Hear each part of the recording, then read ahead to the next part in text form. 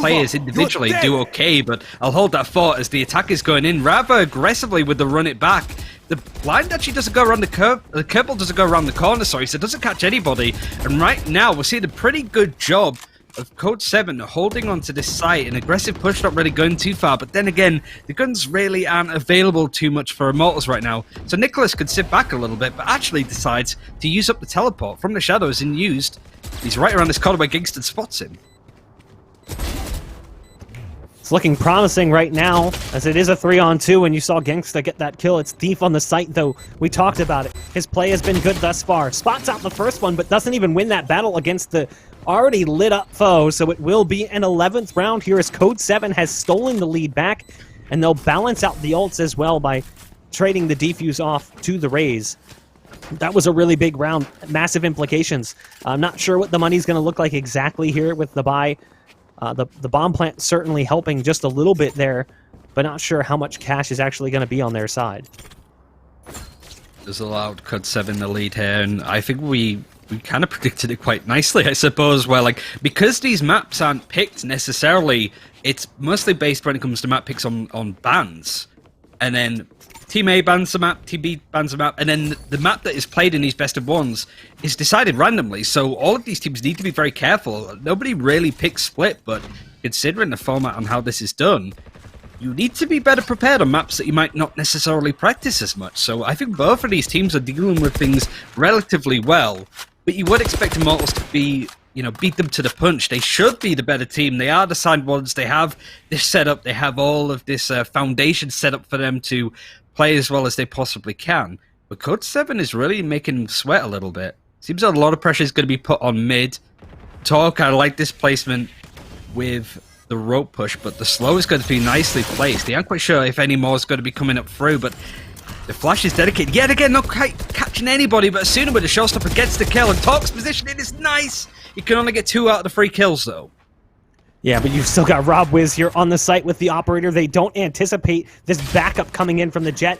Doesn't expect that peek coming up from Gangsta.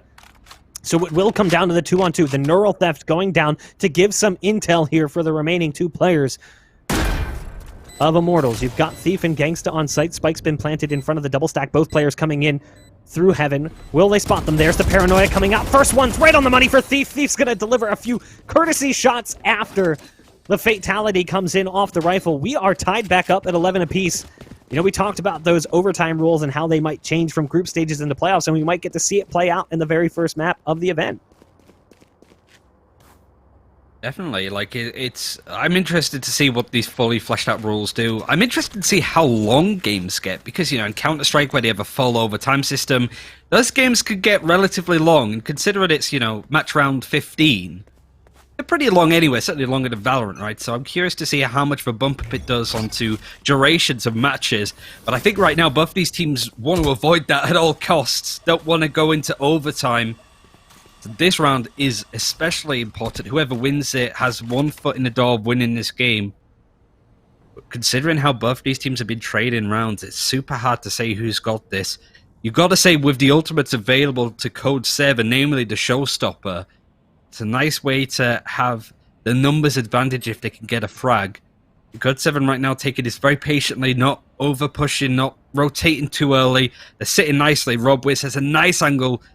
He was going to spot somebody, but the Ultra Strike is going to move him away. There's the ult in the back of sight, but it doesn't scare Rob Wiz at all. He's still here, still going for the peak, a bold one at that, as his teammate had to back off from the site, so that's a bit of a problem. Hot hands coming down towards spawn, but the Sage can exist back behind it. You've already got 2 players coming in through Heaven as well. Thief doesn't realize that they're both here, but they don't realize he's here either. The Cypher on Cypher battle goes the way of the defense, but it's currently an advantage coming in for the attacking side. It's a 3-on-2 with the Spike ticking down lower and lower. And the remaining 2, one of them's already low. That's the Cypher, who has to come back towards the Sage for a heal, and that might give away a little bit of intel. And all of that information got by the Neural Theft is going to be lost. It really seems awkward now, to the point that I think we are going to be seeing Code 7 have to save. It would put Immortals on match point. Every little helps in this case. Buy up all the utility that you can grab. The camera's back in the hands. Oh, sorry, the tripwire's back in the hands. And that was a really good round on this attack. It was patient play. RobWiz did quite a lot of damage with a double kill with the operator, but just got trapped, could only do so much. But I love the lurk from Thief onto mid. Could have got so much more done if he could get that spray transfer, but did enough. Code 7 are constantly having to look behind them because they're so paranoid about where Immortals could be positioned. But I love a good lurker in roles like this, and Thief, so far for me, has been outstanding on this roster.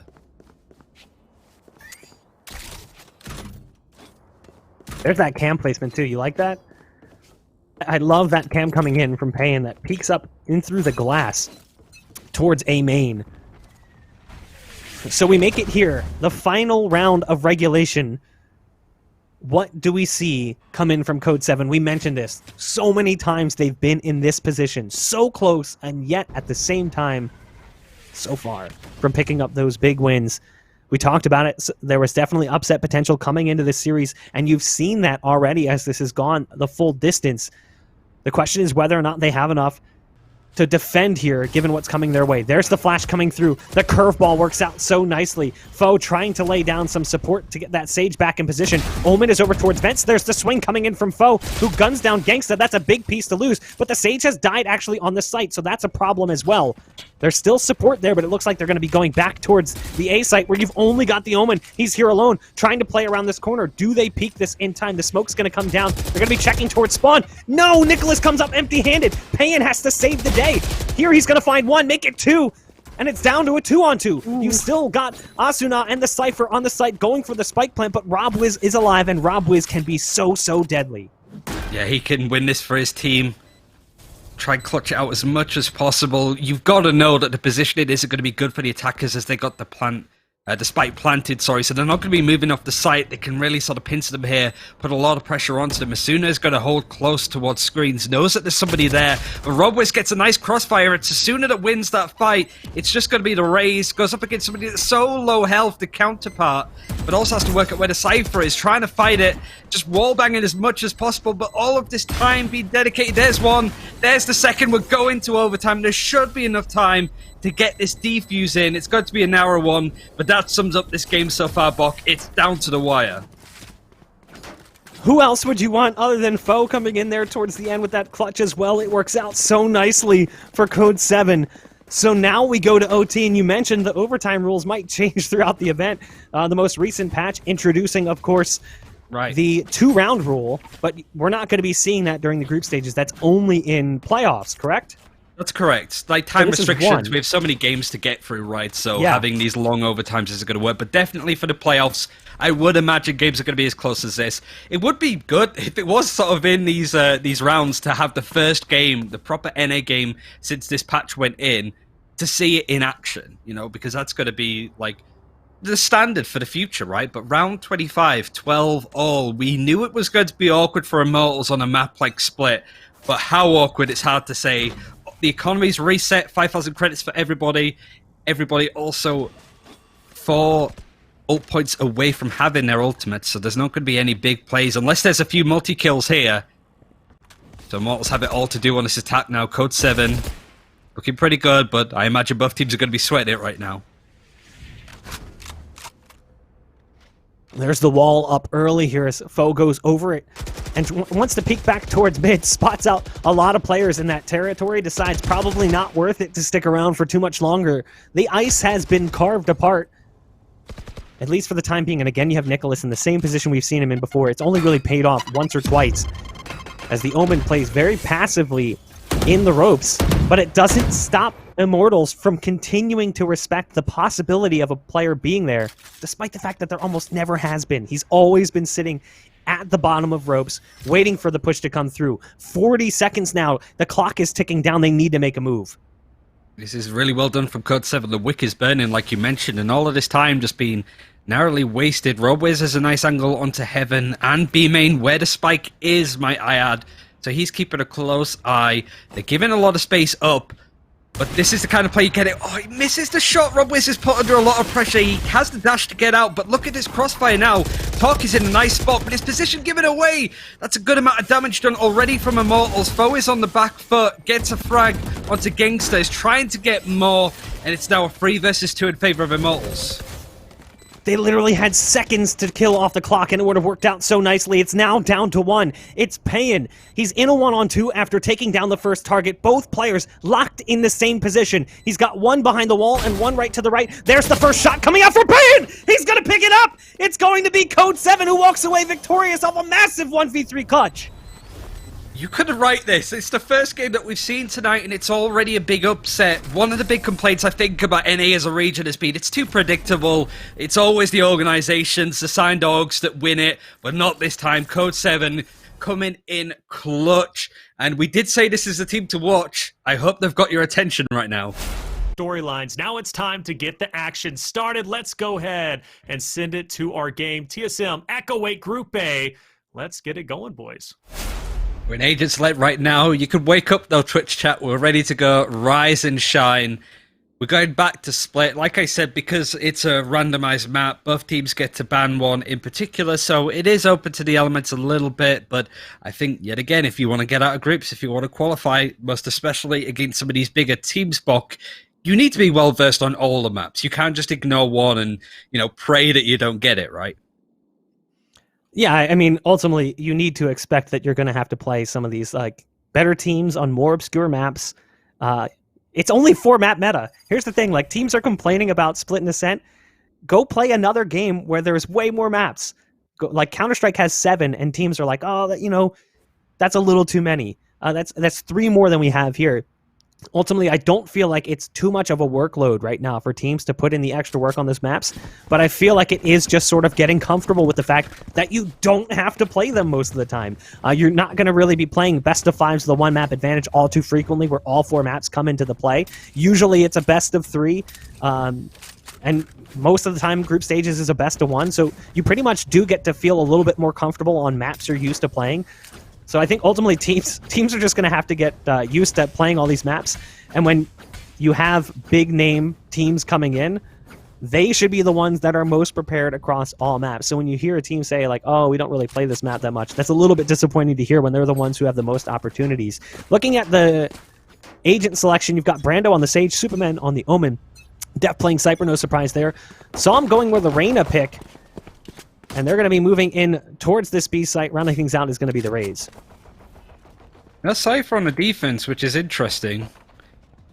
It's the double smokes, the double controller that certainly caught my attention. Omen's really good on this map, and Drone just takes up a bit too much space. What else going to actually follow suit? Maybe this is something actually the Echo 8 aren't necessarily expecting. This nice close-in angle, especially when it comes to Sub-Rose, if he's going to not check that angle. But look at the spray, and Wardell getting 4! Nobody checks it. Can he get the ace? Of course he can. Bok, what a brilliant way to start this game. That is just nuts. I mean, what do you say about that? Wardell gets back behind the boxes and just guns them down as they come around the corner. One of the things that I love about Wardell, all my time spent in CS, working events with Matt playing, he was one of the quietest players you would ever see on stage. Almost no reaction, even when surrounded with players who were very volatile with their emotions. Now he's playing this game, and it's like a completely different person. It actually kind of freaked me out the first few times I saw clips of him standing up and flexing and screaming. I love the energy that he brings to the team. And you know, he just got up and popped off in the voice chat. Great first round coming out from Wardell. Really sets a statement for the pace of the match, as it was looking a little promising off the start, but Wardell just completely stomps that one out. So moving into this next round, TSM going to be floating off the economy a little bit by using the Ghost still in play here. Sabrosa actually is going to get one. There's a 4-spy coming in here as well. Psalm with that Spectre able to get the trade, and they actually have a player advantage as well as, I believe it is Drone that's also been taken out of the equation. Wardell just only dedicated to the Marshal. He'll probably have more money to buy whatever the hell he wants after that ace. Here was me saying, nah, he's only going to get like 15 frags today. He's 1/3 of the way of getting that already in the first round. But it's not done just yet. Hayes just got to push up relatively close, but sort of caught between a rock and a hard place. He drops down the rope as people go up a bit. Oh, that was a bit awkward, but Wardell is catching more people out. Superman gets downed, and even the ultimate coming out now. Bladestorm is going to be used aggressively, dashing onto the site, gets a little bit of damage onto the Sage, but not enough. Sam is going to put in a bit of damage, gets the triple kill. Now it's a 1v1. Yeah, not really much time for Psalm to get away there as the ice was down. The dismiss almost gets him around the corner, but it's not quite enough. Again, that was a force buy coming in from Echo 8, so they spent some extra money.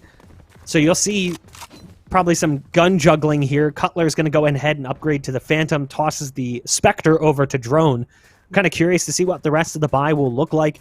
You saw Wardell go for that early ult pop as well, given the ace and pistol round had already built up the charges quite a bit. This should be a full save coming out, though, from Echo 8, given that the last round didn't work out so well for them. But they might just force again. Who knows? It was a big gamble. It didn't quite pay off. Sam played Arena is certainly an interesting one. I think a lot of people thought that Reina was going to come into the game a little bit too strong, but really, we haven't seen all that much of it. I think it's only really Scream that I've seen that plays it over in EU. Fish 1, 2, 3, but every game that they've played, lost. So it's not really a good stand-in for how good Reina could be. I'm interested to see where this goes. It's not done and dusted at all for Echo 8. They still have the whole game ahead of them, but this is pretty much the perfect start for your team solo mid. I mean, here's the thing with Reyna, right? Reyna isn't the worst agent. You know, like Viper currently is the least played, so it's not necessarily on that caliber, but definitely not the most popular when it comes to the duelists currently in rotation. Psalm tries to get aggro with the Leer. There's a flash as well coming out from the Omen. That's the Paranoia popping down. That Spike being dropped as well. The remaining two were actually in B main, and you can see it's actually Aaron who plays the Raze, trying to sneak in, getting peppered up by Cutler, who finally finishes off that target. It will be Def, currently in a 1-on-3. The Spike is down inside the smoke, and as the smoke pops, he's surrounded. Def coming in from the Counter-Strike world, but can't match the performance of his cohorts. 3-0 to start for TSM. And they're just styling right now. A few ultimates coming online for Echo 8, though. Quite surprisingly, considering it's been all TSM so far, at least. Some big aggressive ones to open up a site, but right now, it seems that they're not looking to just execute onto A or B on its own. There's a nice wide split between the teams. And they've opted for the red dragon skin, Wardell. A man of culture, I see. A man of class. I personally prefer the black and blue because it reminds me of the Drakes from World of Warcraft, but it doesn't matter though. Wardell is going to get those frags no matter what dragon gun you give him. He's going to get the kills, and he always looks good when he does it.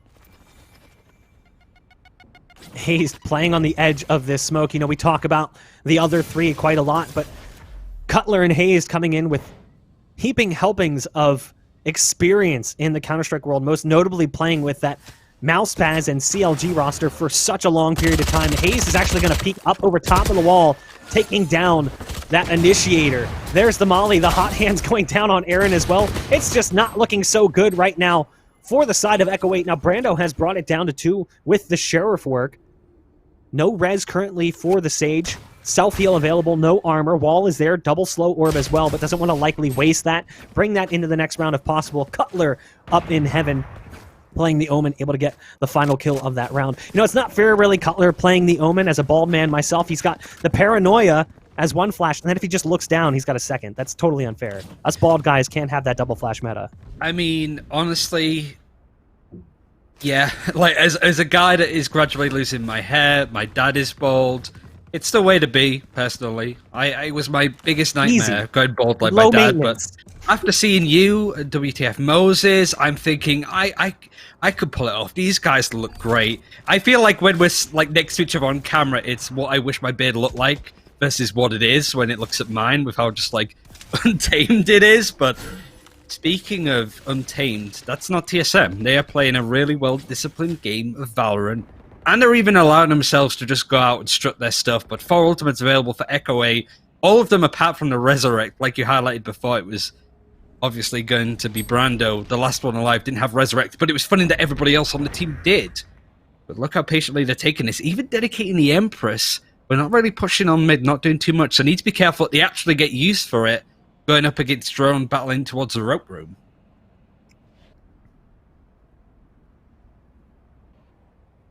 Right now, it is interesting to see this Sageless comp over on B. And you can see, as a result, Echo 8 wants to go towards that B site quite a bit. They want to try and flex towards B whenever possible. You've got this interesting composition. Again, we mentioned it. TSM, kind of the team that tries to set trends. So typically you'd see Cutler playing that Cypher, but has opted to go for the Omen, which we would sometimes see Sabrosa play. So there's the ult pop.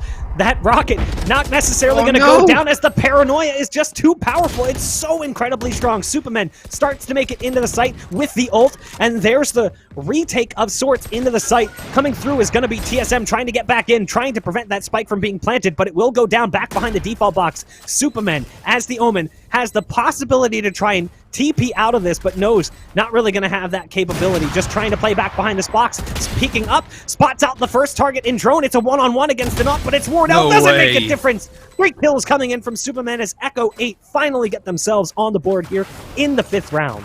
I think TSM were expecting like a 5-head play there, like a teleport, but the smart play was just to stay where you are. I think it's a quote from Inception where the one place that people don't expect us to be is right where we are. And it seems to work out really well there for Superman, that just held his discipline, didn't panic, just sat in that position, gave away his position even as well when it comes to the high ground, but just peeked them. And unfortunately, TSM weren't able to peek Superman at the same time. They staggered, and it allowed a couple of 1v1s. So great play. Depth is going to try and open up the kill feed very quickly, but actually Drone decides that he doesn't want to peek that corner quite wisely. It's a silly thing to do, but all of the operators are going to be key here. Wardell almost catches the kill, but smoke puts him off enough that he can't land the shot. Just quite, at least.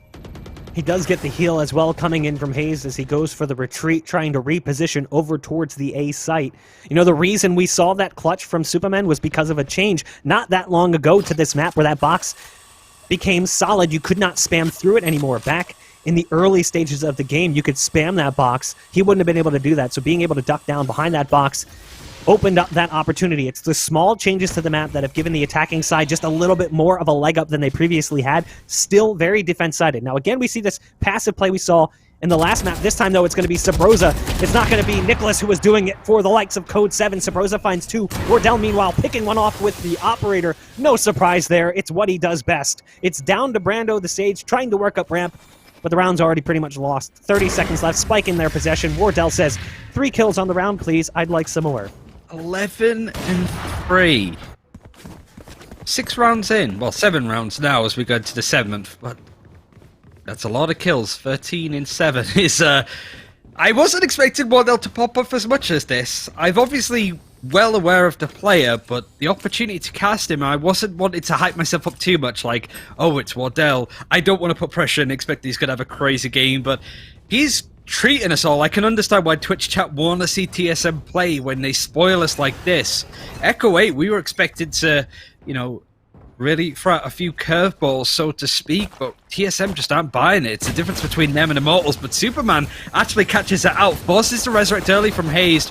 The wall and the slow has been thrown in, but look how many people are stacked up towards mid, even to the point that Sabrosa was going to use the orbital strike. Unfortunately, Aaron's pink shields catch him out completely, and it's going to be a bit of a kerfuffle happening towards mid.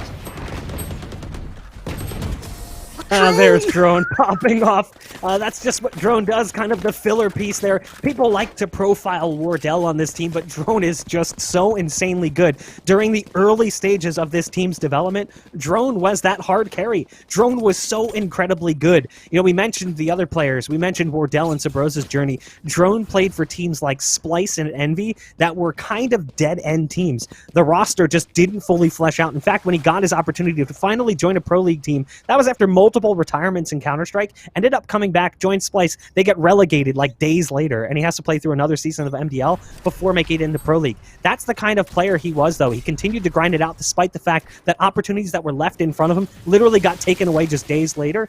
He is so good, and you'll hear it actually from his team as well. They'll praise him for being one of the calmest players in the comms in a round in any given situation.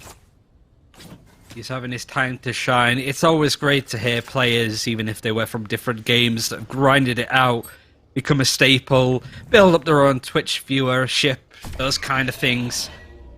And already we have seen a running back used on the defense from Sabrosa that doesn't spot up all that much.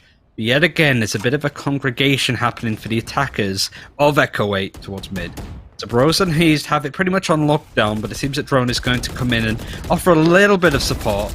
Hayes managing to get the pixel perfect angle just to spot where Superman was. Close up the wall. The Resurrect is available on the attack if they want to bring back the Omen player. Cutler's actually switched his position around to be on A, which is interesting. Sabrosa wanted to use the orbital strike this time. Doesn't quite catch the Cypher on his left-hand side, but it doesn't matter too much. The wall breaks nicely, offers up a nice little avenue, and TSM right now are just spoiling this ball. It's a nice pickoff as well there coming in from Hayes towards the end, as it's a fadeaway shot coming out of the Phantom. 7-1. A strong start for TSM, but everyone expected to see this, and they also get to start on the defense, which certainly helps given the current meta with Split being super defense-sided. That first half we saw in the previous match where Code 7 put up serious rounds on the attacking side. That's definitely not the norm. So it's obvious that Echo 8's going to struggle in the first half, given the mismatch in general, but also the fact that they're starting on that attack. But they just really haven't gotten their foot in the door at all. So again, it's back down to this broken money where you've got the Sheriff in the hands of Def. Wardell with that honestly kind of goofy looking operator skin, almost a little distracting at times, holding down A ramp right now. There they come right around the corner. They're going to be popping that ult potentially as Aaron has it available. They've got 4 ults also, so they've got the res, they've got the Empress, and they've also got the Omen TP. Wardell hits the shot despite the paranoia coming through. Haste is also going to connect. Dispatching of Superman. Empress has been popped, and that's the aggressive play coming in from Psalm with just a pistol. But the round didn't really work out too well for Psalm despite that ult, and it will be an 8th on the board for TSM. I think everybody on this TSM roster has had an opportunity to shine, even those playing a more supportive role, Cutler and Haste. Doesn't all have to be Wardell or Drone with the 4K that he got earlier. But this has been an absolute schooling, and I was kind of more concerned about Team Solomid. They did play a tournament a couple of days ago. Granted, it was a charity tournament, but they didn't look the same. They had Myth in their roster, which is nothing against Myth, but generally the whole team played with their foot off the gas a little bit. They weren't taking it as seriously as they may have done with this tournament. But they're just showing us, nope, we are fully trying our hardest in this tournament. We are still the scariest team in NA, and they're doing it with pizzazz, Bok. Like, the way that they're playing this game is a sight to behold. Drone's getting aggressive as well. No surprise there. He's feeling it right now. Wants to take the fight to their doorstep. Doesn't realize there's one more around the corner. So Def there with the punish. Def looks so good when he filled in with FaZe during the T1 and Nerd Street Gamer showdown. There's the ult coming in. He actually goes up into it and takes a little bit more damage. Wardell is down to 23. Has to watch out for the nade that's currently there. Goes for the reload. No, never mind. Just continuing to wait for the push to come through. There's the reload coming out on the operator. So it will be one of the more promising rounds we've seen as they've gotten site control. The spike going down in just a moment. Wardell starting to peek towards Aaron. Aaron doesn't even get a shot out from the rifle. So now it's a 2-on-3. The numbers advantage going the direction of TSM. It's now down to 1. It's Psalm who's coming in as a bit of a roster change, but it doesn't work out so well for him yet again. Surprise, surprise. It's been that way throughout this first half entirely. It's going to be 9-1 now. TSM just looks so incredibly good. They win this game, they are in the playoffs. With if Echo 8 lose it, they won't be qualifying the group. So this would be a nasty way for them to go out of it. You were sort of expecting them to be maybe second place, the second seed within Group A. It's not looking likely that they even get out of groups at this point. It's absolutely staggering what TSM is doing here. They're just schooling them really at this point. 9-1 on the scoreline. You would expect them to finish up relatively quickly. And it's a shame, really, considering how much we were expecting to see from Echo 8. We're expecting them to do some good work, to be one of those teams to impress people relatively unknown, leaving this tournament potentially with a few more fans. But right now, it's all TSM. They're taking all of the glory, and they're doing it in style. Now they're going to be going after Cutler, who's over on this B site. And Cutler just backing off, using that wall for some cover. As the ult gets popped, Cutler's going to get one. Has to be careful, though. Very low on HP. Wardell with a quick shot does manage to take out Aaron. But there's a fast trade coming in from Superman, who is actually responsible for the 1-round win thus far for the side of Echo 8. And as they go for the swing, it's a double peak coming out. Good communication and coordination coming in from TSM. No surprise there. Wardell trying to hit 20 in the first half as we move into the final round. It's 10-1. Double digits already secured for TSM. Well, even then, like, obviously TSM are very much in the lead right now, Buck, but just even how they played that, certainly Cutler on the Omen, he didn't over-aggressively push as they were making their way onto the B site. He was patient. He picked a nice position. It was a nice orbital strike that came out of Sub Rosa just to put a bit more pressure on the attackers as they came onto the site, and he just held his guard. He didn't try and do too much. He didn't try and have a five-head play.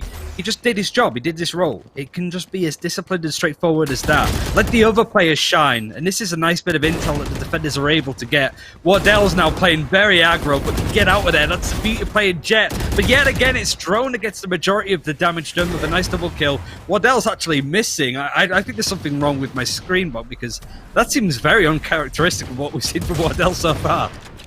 Yeah, Wardell looking like Whiffley snipes currently as the shots just didn't come through from the operator. Great play coming in from Drone, and the res after regulation, obviously, just for the memes. You can see, obviously, the scoreboard currently bugged, so only the top performer is going to be visible for this second half. Also, give some leniency to our observers as all of the mines swap in half. It's a bug that Riot is well aware of, and they're working on a fix. Hopefully, it'll be fixed very soon. So you might see some T-tours in chat as we move into the second half. Luckily for the observers, I don't think it's actually going to be that long. If we see a pistol round victory here from TSM, it's going to be over pretty quick.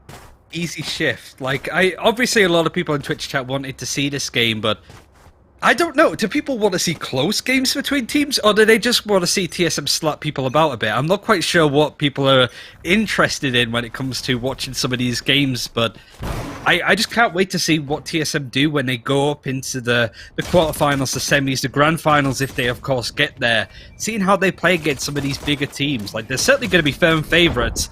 They just needed to remind people that they're firm favourites going into it. Great play coming out early from Aaron as the nades do fantastic damage. Cutting things down to 3. But Drone's in such a good position.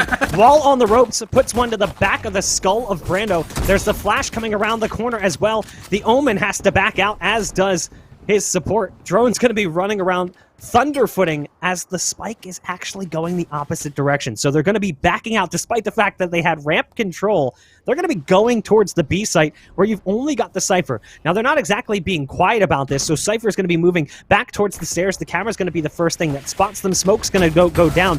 Def is going to try to spam through. Does end up dropping Sabrosa, which was the player with the most HP. Going to be another one for Def, and it all comes down to one. It'll be Cutler who's in the clutch position here. Inside the smoke is one. Waiting for him is Superman, and in the Omen duel, Superman comes out on top. A second round being given over to Echo 8.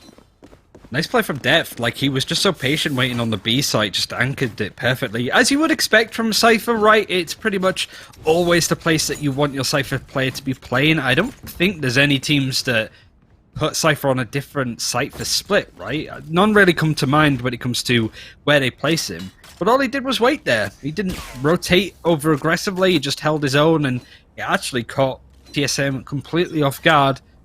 And Echo 8 have doubled the rounds that they've got in this game, but they have to get a hell of a lot more if they want to bring this back.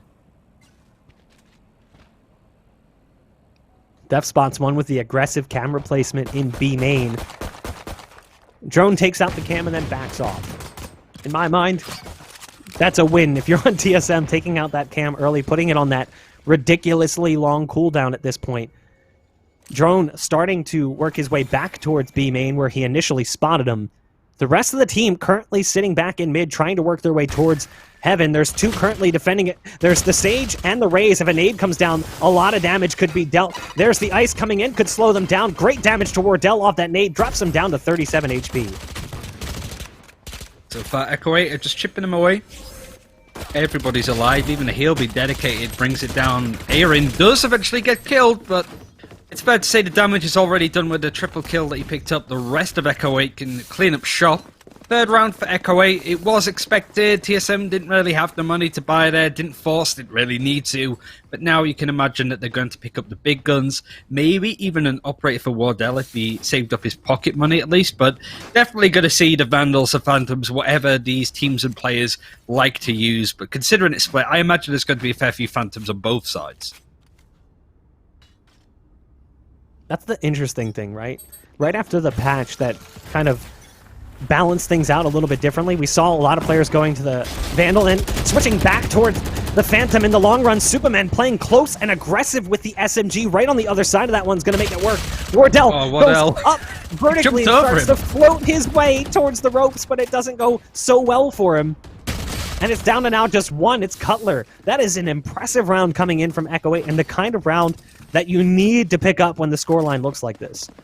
It requires plays as aggressive as that one. Superman holding close with the Spectre. When you still have these guns, you got to play to their advantage, right? Especially if you know that TSM are going to be buying Phantoms or Vandals, bigger guns, then if you have an SMG, well, I want to fight them close. I don't want to take an engagement against them at distance. So it was clever. It did a lot of damage to TSM, and they weren't able to really recover. It was nice to see Wardell playing with the new Elder Flame Judge, but like you highlighted, he just jumped over and glided over an enemy, didn't spot them, and it was an easy frag for them. But maybe next time we can see it come into action as we see a bit more of a half-buy yet again from TSM. The dunk from Aaron right into the air with the showstopper. You would expect this to be another round good towards Echo 8. We could see it come all the way back, Bok, but somehow I doubt it. Aaron almost touching the skybox at that point. Yeah. With that showstopper so high. The verticality coming in from the raise. Drone steps in the hot hands for like half a second, gets an additional maybe 5 to 7 HP to try and round out his health just a little bit more. The spike is currently at the bottom of ropes. It's in the hands of Wardell. He doesn't have his trusty operator. He's on a Vandal. Now, the good thing is, with the noise that's being made towards B by his teammates, they're starting to pull this Omen out of position. With the position currently from the Omen, they've actually got the site free and clear. So there's the smoke coming down, but Wardell, I do not like this play so much. It's all about timing. Almost gets caught as he comes through. It's a bit of a gamble, given that he had the spike, but it will be the site lost.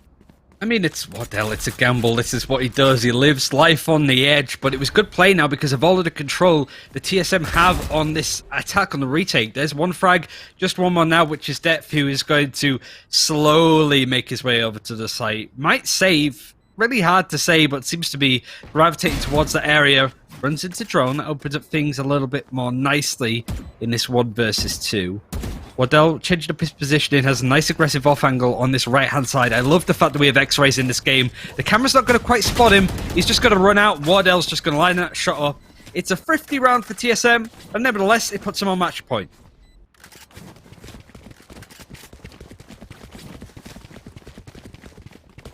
So it was inevitable they were going to get to this point, right? Like, we expected to see them hit 12. It was just a matter of how long was it going to take. Were they going to goof off and maybe give Echo 8 a couple of rounds here, just messing around? I don't think that was necessarily the case. I think Echo 8 actually played pretty well in the rounds that they've managed to scoop up here in this second half. The problem is they just didn't have enough to fall back on. Like, you can't surrender that many and then hope that it's going to work out. They just didn't get enough rounds in that first half. So again, we see Wardell with that operator, and of course he goes for the jump peek and aggressive play coming in towards mid. Def, though, with the op over in B, actually finding the opener and throwing down the cyber cage, maybe trying to get back behind it. There was Drone sort of leaning towards that B site early on. The dark cover going down towards heaven. You've got Wardell now peeking, waiting for this wall to either pop or wait for the Sage to come out from that position right around the corner. You do have the Sage up on top of it. There's the Raze nade coming down to do the damage. Oh, there's the peek. Aaron gets the kill coming in from the nade. Nice dash coming out as well. He's looking for the shot through the wall. Does connect on one with that Sheriff, but it's not enough to take down his target. He's trying to get the flicking. Could only do so much. Aaron has the nice shot in, but Drone can trade. He's the last one alive. Pretty much surrounded, but he is a Phoenix. He's not locked in with them. They're locked in with him. He is going to make a lot of noise, though. There is a bit of a crossfire setup, and Superman with the operator able to get the frag. Depth picking up a second one. Wonder what he thinks of it. He's just going to try it off. And he was the one that opened up the scoring, right? He was the first to get the killing blade towards B. TSM never really got around that. They weren't quite sure where to go from there. They knew there was an operator on B, so tried to put some pressure onto mid. But they just wasted so much time and just lost a lot of awkward engagements. But better play from Echo 8, you're right. Oh, Def. That's a feels bad. Nobody saw that. Nobody saw it. So don't worry, it happens. We're both cypher players, we can forgive it. Oh, the amount of times I've accidentally laid it down because it's not ClickCast. Please, Riot, make it ClickCast for God's sake. As someone who plays CS, it's really easy to accidentally hit Q and just throw one at the start of the round. You're like, oh, cool, I can't pick it up. Awesome. I'll pick it up at the start of the round. It's just yeah, let me pick it up before the thing. round goes live. Maybe I can't do it while the round's live, but before the round goes live, that'd be kind of nice. Wardell pops the ult, goes up on top of the Sage wall to peek over towards Heaven. Doesn't see anything as they're not out on the balcony. Waiting currently on Sabrosa to actually open things up. They've got his ult to fall back on as well, but just can't connect. Didn't really get any shots in there. There is a From the Shadows available for the Omen. He might just teleport just right on top of where the attackers are, just to be like, oh, yep, they're all here. Everybody brace yourselves, get depth to rotate all the way over if needs be. But right now, they're just being patient. A lot of sort of late round ultimates to use with the Neural Theft and the From the Shadows, but I mean, the Blade Storm is still in play from Wardell. Doesn't time out, obviously, unless he misses all those shots, but now we're starting to see a bit more of alert going towards ramp. Patient play from the defenders not to peek out too soon. They haven't given up just yet when it comes to this area of the map, but time's been wasted. 20 seconds left on the clock. The execute needs to come in now. There's the ult coming out. Nice paranoia from Superman, but with the op, it's going to be quite difficult as they push through. Not able to connect on that somewhat blind shot inside the smoke. You've got Aaron currently underneath. It's a bit of a bloody round, but Echo 8 do come out on top, so 2 players survive. They'll even go back and scoop up the operator. The ult pop doesn't work out so well there for the Jet or for the Brim. You do have the Sage res now, but nothing around it. So Echo 8 are hanging on. They're gripping onto these rounds very tightly. Their knuckles are currently white, but at least they're making it a respectable game. If they can find a few more rounds, they'll do better than what we thought it was going to be. And there's still a possibility. Hey, I mean, TSM could start getting sloppy, start getting frustrated. We can't just necessarily count them out. Obviously, we expect this to be TSM's game, especially with the way that first half went. And it does seem like it's only a matter of time. You do have Wardell with the op again, so the buy is certainly capable of ending things here, but let's give credit where credit is due. I mean, can you imagine if Echo 8 bring this back? That would be even better than the last game that we just saw with Code 7 and Immortals. We'd have some crazy stories to happen, but things are looking more even. I think regardless now, Echo 8 can leave with their heads held high just a little bit more than they would have done otherwise, but it's still an awful lot to do. This defense is well played, though. It's patient. They're stacking in the right places. We're all completely flashed. Brando is the first to get the killing blow. Sabrosa does trade. Showstopper now available for Aaron, who gets the kill into Sabrosa. It's just going to be a 3-on-4 now, so TSM is still in this. The operator is still in play, but Wardell's just not looking at the right time, and Depth just peeks him. Fortunately, Cutler does more. The res is there on drone, and Aaron's able to get a third. Yeah, the bait res coming through doesn't really work out so well. Nice shooting from Cutler, who does have the spike and the ult, so he's going to go all the way over to the A site with the port. Almost want to see him cancel it in that situation. Make them think you're actually going to commit, or fake it. Fake it to the back of B. Make them think you're actually going A. It would have been bold. And then go for the B plant instead. Obviously, once he goes for the plant, they're going to know where it's at. He hears the drop, goes for the peek. Does Cutler have it in him to close things out? No! He runs out of ammo. The magazine runs dry. So again, Echo 8 barely survived, but they continue to put rounds on the scoreboard. Forced out a few ultimates, I suppose. Man, Echo 8 don't do this to me. I can't deal with this. It's like... It's currently 1 AM my time because I'm over in Europe, and I can't deal with this kind of thing this late into the evening. But they're making me believe, Bok. I feel it. It's like the spirit bomb. Everybody needs to be in tune for this to happen, but somehow I think the Twitch chat want this to be a very easy win for TSM. But Echo 8 are making them sweat a little bit. This is what I mean, I guess what we were talking about at the start of the game. Like, Echo 8 just need to sort of exploit one area of TSM's game and just try and fight them pound for pound. You can't wrestle a bear, but you can't run away from one either. You've just got to find whatever works, Google it, to see what happens. That's kind of how it feels. Well, you've got the bulk of the players currently grouped up in mid. The Sheriff from Wardell not connecting there initially. They're going to be backing off. It is even 5-on-5 strength. Currently, you do have Run It Back available for Drone, who's got the Vandal here, and you can see the Brim, Sabrosa, just behind him, getting ready to set up a play. We'll see if we're going to see that ult pop come out from the Phoenix, and there it is. So Run It Back has been popped. The Paranoia to lead in towards Heaven as well. They're trying to run away, and they're having a bit of a difficult time. Sabrosa and Drone can't find that tripwire quick enough, and there's the ult wearing off just as they're about to spot them. So now the support is arriving, but at this point it's almost too late. Everyone on the site has fallen. There's upgrades coming out here. The ult coming out from Sabrosa as well forces Psalm right into him, and Wardell will close things out in the end. 13-7, right around the average scoreline for Split, as TSM eventually close things out in expected fashion. I think I jinxed it. I'm sorry. I was just, as I